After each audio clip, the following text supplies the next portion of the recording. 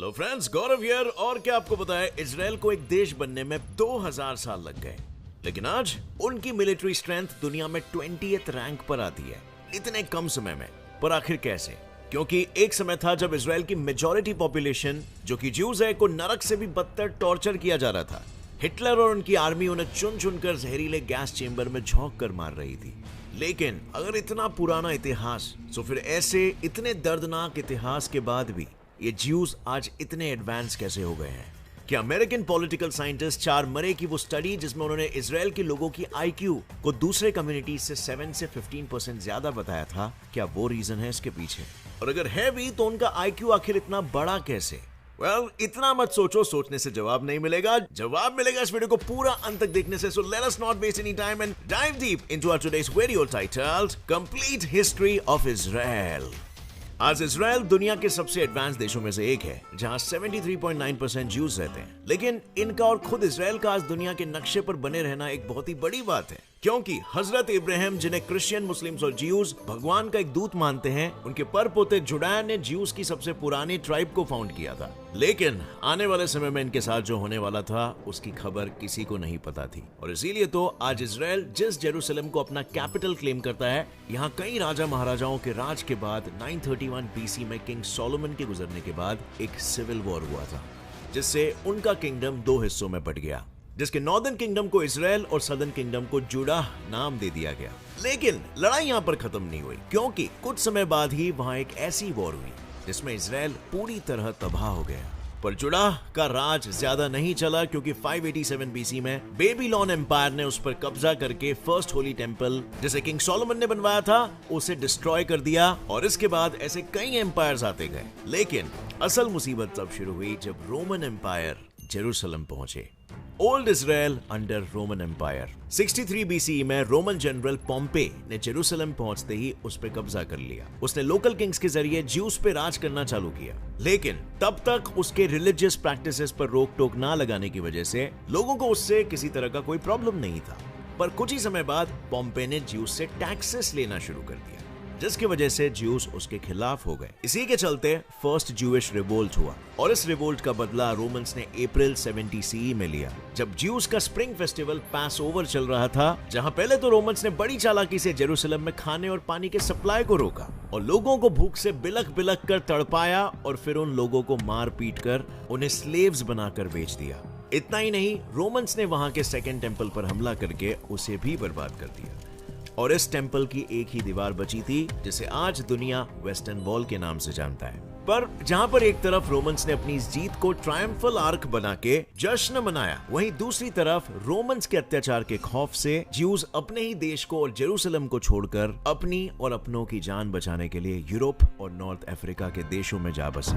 पर यह सफर आसान नहीं था, क्योंकि उस दौर में ना आज की तरह एडवांस टेक्नोलॉजी थी और ना ही आज की तरह ट्रांसपोर्ट व्हीकल्स थे। वहीं आज अगर सिर्फ कार्स की हम बात करें, तो आज वर्ल्ड वाइड 100 करोड़ से भी ज्यादा गाड़ियां भाग रही है। लेकिन जितना बड़ा इन कार का नंबर है, उतना ही बड़ा उनका मेंटेनेंस भी है। और अगर आप भी महंगाई की मार के कारण अपनी कार को गैराज में बंद रख रहे हो, तो मैं लेकर आया हूं आपके लिए एक वंडरफुल सॉल्यूशन, गो मैकेनिक, जो 1000 प्लस वर्कशॉप्स और हाईली स्किल्ड मैकेनिक्स के साथ अपनी सर्विस ऐप और वेबसाइट के थ्रू प्रोवाइड करता है, जिसमें periodic servicing, mechanical repairs, damage and painting से लेकर फ्री डोर स्टेप पिकअप और ड्रॉप सर्विस इंक्लूडेड है। यही नहीं, यहाँ पर 100% जेन्युइन OEM और OES पार्ट्स अवेलेबल है, और 1 मंथ या 1000 किलोमीटर्स की अनकंडीशनल वारंटी भी मिलती है। और सबसे बड़ी बात, यहाँ पर हर कार सर्विस के बाद आपको फ्री सैनिटाइजेशन भी मिलता है। अब इस सर्विस को एंजॉय करने के 3 इजी स्टेप्स है। सबसे पहले ऐप या फिर वेबसाइट पर अपनी कार चुनो, फिर सर्विस को, और फाइनली सुविधा अनुसार सूटेबल टाइम स्लॉट को, और बस कार आपको चकाचक मिल जाएगी, वो भी 40% तक सेविंग्स के साथ। गो मैकेनिक बिना किसी मिडिलमैन को बीच में रखने की वजह से ये कर पाता है। तो देर मत करो, डिस्क्रिप्शन में दिया गया लिंक, अभी गाड़ी की सर्विसिंग कराकर अपनी गाड़ी को गैराज से निकालो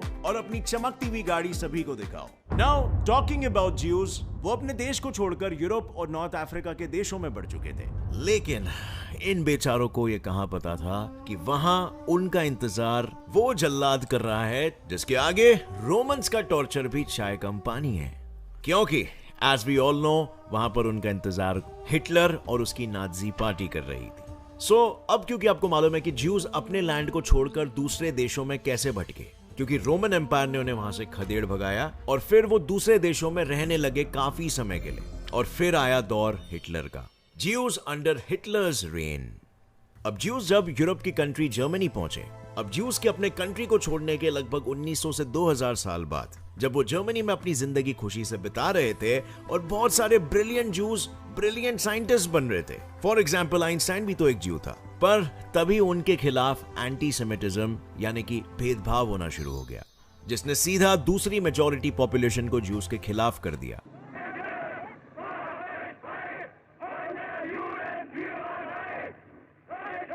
पर इस सब के दौरान वर्ल्ड वॉर 1 हुआ और बस लोगों ने ज्यूज को सिर्फ इसीलिए जिम्मेदार ठहरा दिया क्योंकि वो कैपिटलिज्म में बिलीव करते थे और डिक्टेटरशिप में नहीं।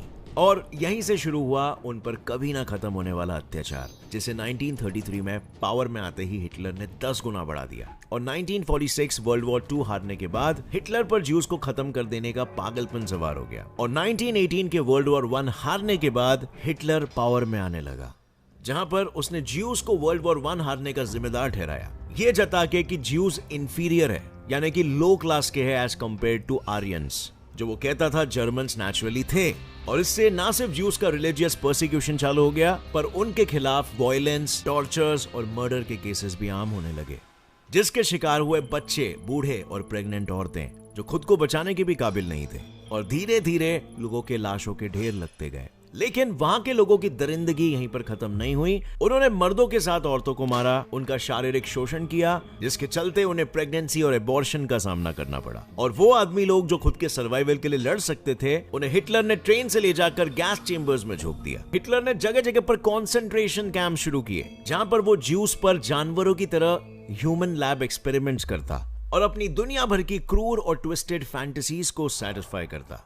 और इस दौर के चलते 1000 या 2000 नहीं, बल्कि पूरे 60 लाख ज्यूज को तड़पा तड़पा कर मौत के घाट उतार दिया गया। पर जहां पर जर्मनी में यह सब हो रहा था, वहीं पर वर्ल्ड वॉर 1 के बाद ब्रिटिशर्स जुड़ा और इजराइल, जिसका नाम अब पैलेस्टीन था, वहां पहुंच चुके थे। वो एक ब्रिटिश कॉलोनी बन गई थी। But now talking about the land of Israel during the world war 1, Britishers rule कर रहे थे, बट उससे पहले की हिस्ट्री क्या थी? कौन से एम्पायर ने ब्रिटिशर्स से पहले वहां पर रूल किया था? And the answer is Ottoman Empire. Ottoman Empire ने जेरूसलम के साथ साथ मिडिल ईस्ट के कई जगह पर 1516 से 1917 यानी कि करीबन वर्ल्ड वॉर 1 तक राज किया था। और उस समय ज्यूज जर्मनी के अलावा पोलैंड, रशिया, फ्रांस जैसे कई देशों में जा बसे थे। लेकिन ऑटोमन एम्पायर अपने पावर को खोना नहीं देना चाहता था और इसीलिए वो दूसरे देशों में बसे ज्यूज को ढूंढ ढूंढ कर मारने लगा, जिसका पता चलने पर ज्यूज को बचाने के लिए 19th सेंचुरी में ब्रिटिश एक आशा की किरण लेकर पैलेस्टाइन आए। उनका कहना था कि अगर वो ऑटोमन एम्पायर से जीत गए तो पैलेस्टाइन में ज्यूज को उनका एक स्वतंत्र देश दिलवाएंगे। और इस बात से ज्यूज के दिलों में अपना स्वतंत्र देश पाने की उम्मीद जग गई। लेकिन ब्रिटिशर्स ने यह वादा पूरा नहीं किया। ऐसे में ज्यूज की टूटती उम्मीद और हिटलर के अत्याचारों को देखते हुए वर्ल्ड वॉर 2 के खत्म होने के बाद यूएन और दूसरे देशों की सहानुभूति ज्यूज के लिए बढ़ने लगी। इतनी कि वर्ल्ड वॉर 2 के बाद ज्यूज को आजादी मिली।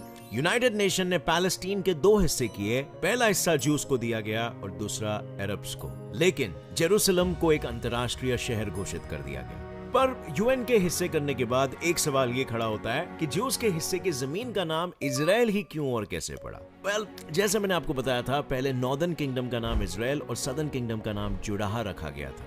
और इसीलिए सबको पहले ये लग रहा था कि एक बार फिर से ज्यूज के इस देश का नाम जुडाहा रखा जाएगा। पर मई 14, 1948 को डेविड बेन गुरियन ने इस आजाद देश को स्टेट ऑफ इजराइल करके पुकारा और ये नाम इजराइल को जुडाहा, जिन्होंने ज्यूज की शुरुआत की थी, उनके पिता जेकब के दूसरे नाम इजराइल से मिला था। अब अगर आप ये सोच रहे हो कि उन्हें खुद का एक देश मिल गया और सब ठीक हो गया, तो आपका ये मानना गलत होगा, क्योंकि पिक्चर तो अभी बाकी है। क्योंकि 1947 में यूएन की मदद से इजराइल एक देश तो बन गया था, लेकिन उसे पैलेस्टीन के अरब्स, जो ज्यूज की तरह अपनी जान बचाकर भागने के बजाय वहीं रह रहे थे, वो वहां पर काफी खफा थे।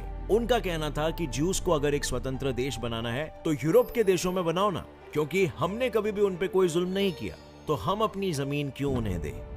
अगर आप मैप में देखो तो इजराइल अरब देशों से घिरा हुआ है, यानी कि Egypt, Syria, Jordan, Iraq, Lebanon, ये सारे मुस्लिम कंट्रीज है, राइट? और इजराइल अकेला ही बीच में एक ज्यूइश कंट्री है और इसीलिए वो नहीं चाहते थे कि उनके बीचों बीच एक ज्यूइश कम्युनिटी रहे, जिसके चलते पैलेस्टीन और दूसरे अरब देशों ने इजराइल से Arab Israel war of attrition, Palestinian fedayeen insurgency जैसी कई लड़ाइयां की।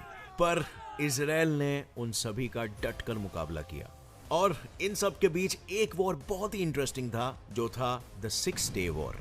5 जून 1967 में इजराइल ने ऑपरेशन फोकस यानी इजिप्ट पर एरियल अटैक करके उसके 90% एयरफोर्स को तबाह कर दिया।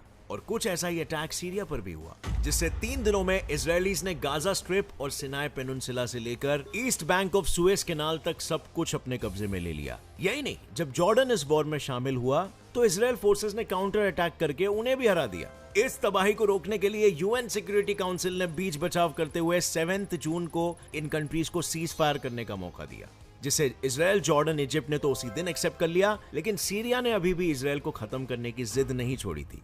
और इसी के चलते 9 जून को इजराइल ने सीरिया पर फिर से एक बार हमला किया और उसी के साथ एक पूरे दिन चली जंग के बाद गोलान हाइट्स को कैप्चर कर लिया, जिसके बाद सीरिया ने अपने कदम पीछे ले लिए और 10 जून को सीज फायर एक्सेप्ट कर लिया। लेकिन तब तक इजिप्ट में 11,000, जॉर्डन में 6,000 और सीरिया में 1,000 कैजुअलिटीज हो चुकी थी। साथ ही वेपनरी और इक्विपमेंट के लॉसेस अलग थे। और वहीं इजराइल की कैजुअलिटीज का काउंट सिर्फ 700 था। और इससे आप ये अंदाजा लगा सकते हो कि इजराइल इतना छोटा सा देश इतने सारे अरब कंट्रीज के बीच में उन्हीं देशों के इजराइल को मिटाने की जिद को पलटवार करके उनके ही टेरिटरीज कैप्चर कर रहा था। मतलब ये था इजराइल का technological dominance. Kind of like वो सारे अरब देशों को ये कह रहा था कि हम बीचों बीच ही अपनी जमीन लेकर खड़े रहेंगे, जो उखाड़ना उखाड़ लो, अगर हमसे पंगा लिया तो हम आपकी जमीन भी कब्जा कर लेंगे। What a strong reply to thousands of years of religious persecution. क्या आपको नहीं लगता कि इंडिया को भी ऐसा बनना चाहिए? अब इजराइल के जीते हुए वॉर की तो हमने चर्चा कर ली, लेकिन इसके अलावा भी एक बात है जिसकी चर्चा होती रहती है। मैं बात कर रहा हूँ इजरायलीज की इंटेलिजेंस की। ज्यूज को दुनिया भर के लोग काफी स्मार्ट समझते हैं। सोशल थियरिस्ट चार्ल्स मुरे की एक स्टडी में यह कहा गया है कि ज्यूज का एवरेज आईक्यू रेट दूसरे कम्युनिटी से 7 to 15% ज्यादा होता है। तो क्या इसी आईक्यू के चलते उन्होंने अब तक जितने भी नोबेल प्राइजेस बटे हैं ना, उसके 20% नोबेल प्राइजेस जीते हैं और उनकी पॉपुलेशन 1% से भी कम है पूरे दुनिया की पॉपुलेशन से। क्या सच में वो इतने स्मार्ट है? Well, The Chosen Few: How Education Shaped Jewish History. इस बुक के ऑथर्स का कहना है कि कहीं ना कहीं उनके इंटेलिजेंस, एजुकेशन और लिटरेसी के पीछे उनका इतिहास जिम्मेदार है।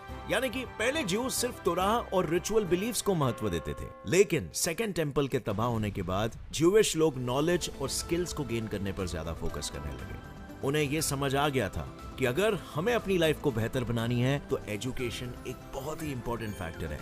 उस समय एजुकेशन ज्यूज के लिए एक टास्क जैसा था, क्योंकि उनका आधे से ज्यादा पॉपुलेशन इलिटरेट यानी कि अनपढ़ था।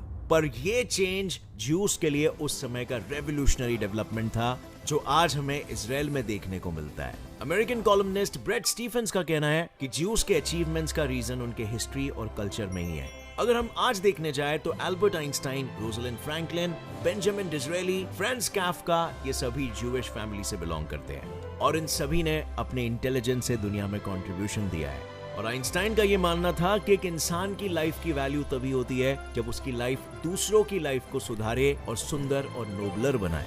साथ ही में मिस्टर स्टीफेंस के कॉलम में उन्होंने ये भी कहा था कि नॉलेज वो चीज है जो एंड तक रहती है, और शायद इसका ही नतीजा है कि आज उनके पास कई ग्राउंड ब्रेकिंग टेक्नोलॉजीज हैं, जैसे कि आयरन डोम, जो कि एक ऐसी टेक्नोलॉजी है जिससे इजराइल पर अगर कोई रॉकेट गिराना चाहे तो वो उसे अपनी एक्यूरेसी, स्पीड और कैपेसिटी से डिटेक्ट करके पहले ही तबाह कर देंगे।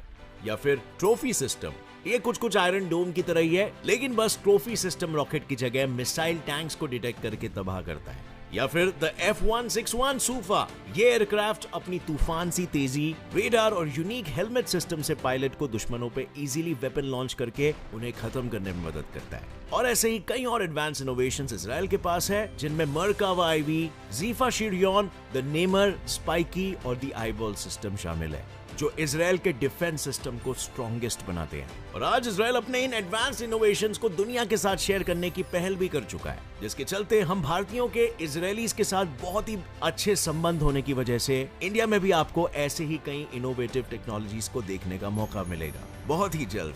पर आपको क्या लगता है, अगर इजराइल इंडिया के बाद आजाद होने के बावजूद दुनिया के सबसे एडवांस देशों में से एक बन के दिखाया, तो क्या इंडिया भी किसी से कम है क्या? क्या हम भारतीय भी एजुकेशन, साइंस एंड टेक्नोलॉजी पर फोकस करके हमारे देश को आगे नहीं खींच सकते? आपकी इस पर क्या राय है? अपना जवाब नीचे कमेंट सेक्शन में ठोकना, और अगर वीडियो से कुछ भी नया सीखने मिला तो एक लाइक जरूर करना। Gets It By Fact channel को अभी सब्सक्राइब कर लो और बेल नोटिफिकेशन दबाओ ताकि आगे आने वाली हमारी कोई भी वीडियो की अपडेट आप मिस ना कर सको। Gets It By signing off, stay curious, जय हिंद।